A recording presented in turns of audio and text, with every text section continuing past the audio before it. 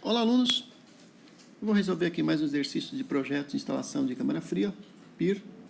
Vamos imaginar que eu tenho uma câmara fria, está localizada dentro do supermercado, e eu tenho alguns dados para dar para vocês. A largura dessa câmara já é conhecida como sendo 5 metros, a altura 2,5 metros, e o comprimento é desconhecido. Mas eu sei que essa câmara fria vai armazenar frango a temperatura de menos 20 graus Celsius. A parede da câmara tem espessura de 15 centímetros, teto e piso também, e material poliuretano. Também é sabido que o frango tem uma densidade de ocupação de 100 kg por metro quadrado. Os dados do problema são conhecidos: temperatura externa 32 graus Celsius, temperatura interna da câmara menos 20, movimentação diária 2.500 kg por dia de frango. O frango entra na câmara já congelado, a menos 10 graus Celsius. Bom, também é conhecido a potência de iluminação, 300 watts. Carga térmica decorrente da pessoa que entra e sai da câmara, 395 watts. E carga térmica decorrente do motor elétrico do evaporador, 400 watts. Dito isso, a primeira coisa a fazer é descobrir qual é a área da câmara. A área geralmente é conseguido por meio da seguinte conta. Você pega a movimentação diária, que é 2.500, divide pela densidade do produto, que é 100. Você vai obter que a área da câmara é 25 metros quadrados.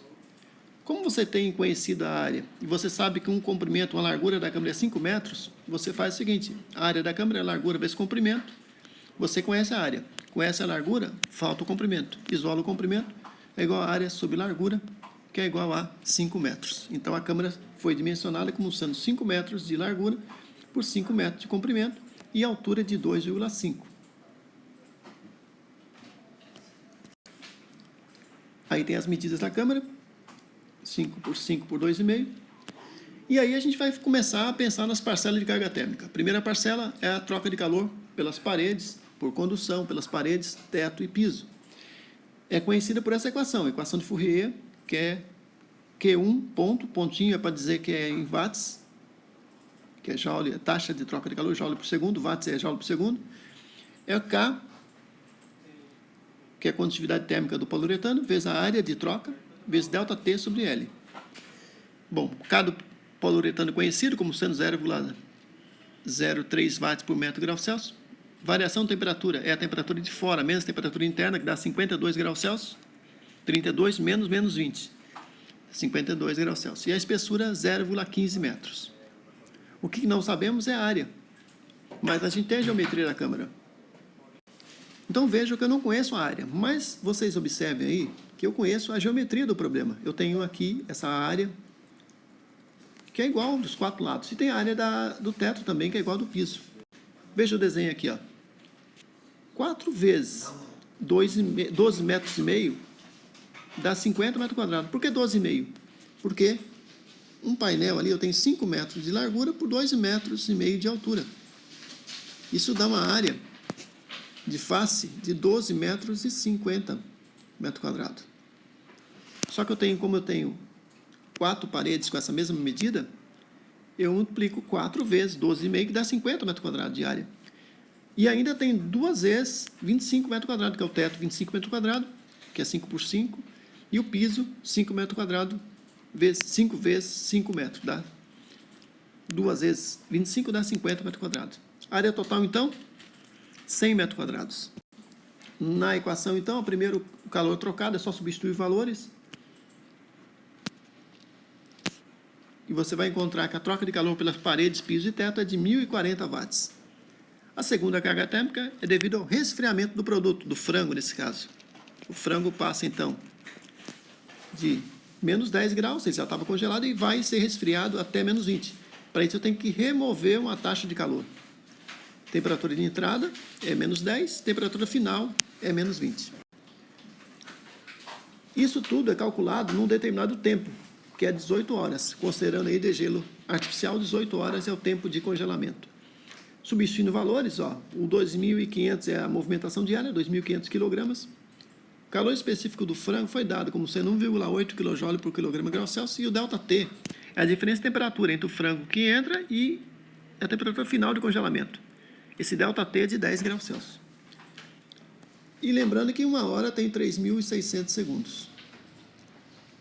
Com isso, a gente calculou que o calor trocado para resfriamento do produto é de 0,694 kJ por segundo, ou, multiplicando aí por 1.000, vai dar 694 watts.